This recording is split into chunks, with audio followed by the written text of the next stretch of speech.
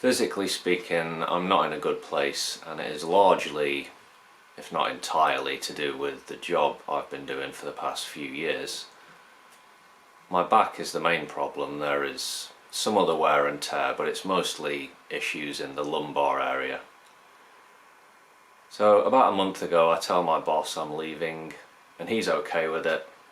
He's a good guy. No one at work is giving me any trouble. And I explain myself matter-of-factually, the reality being things are not going to get any better if I keep doing what I'm doing. It's just going to deteriorate further, and so for health reasons I need to have a rest for a bit and then go and seek alternative employment, something less strenuous, no more 12, 13 hour days, no more excessive heavy lifting. Can't do it anymore. The things I could do with no major repercussions that I could get away with in my 20s or even my 30s, I can't do it anymore. At 42, my body is telling me no. Just no, and I need to listen.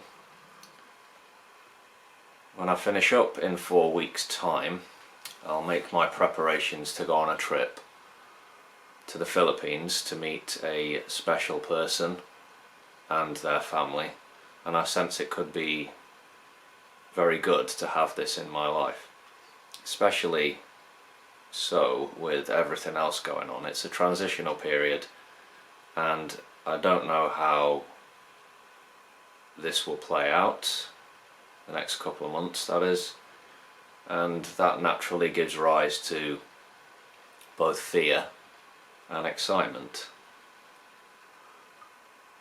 So what's with the title of the video, Existing or Living? It's one of those back and forths I tend to have in my own head, one of many. When I'm lying in bed at night, my brain will keep me awake longer than I would like much of the time. I probably sleep less than most people. Sometimes it's only a couple of hours a night.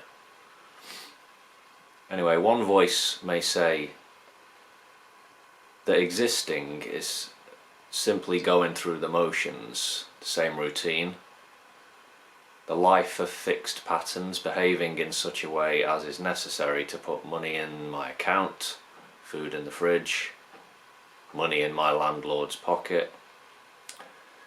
It's what most of us do most of the time, whereas living is being in the moment, being present.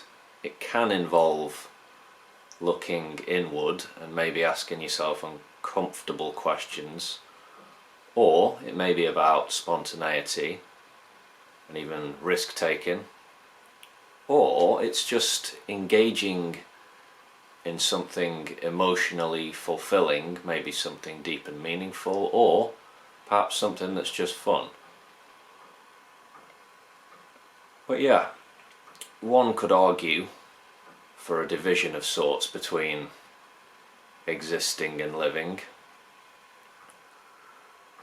Then again, one can take the time to zoom out in the mind's eye and look at the picture of life as,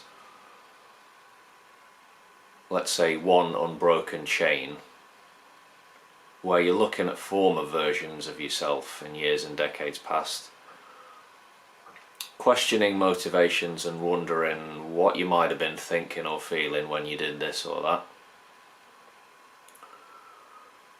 Yeah, I have to come to the uncomfortable conclusion that having a greater degree of experience, being a middle-aged person I mean, doesn't give you special powers when it comes to sound decision making, you know. You've just got to sort of stumble forwards, keep making mistakes and learning as you go, as is always the case, I think. But hopefully fortune will smile and I will find that the negative voices in my head will have not so much to talk about in the future. Anyway, see you later folks. Take care.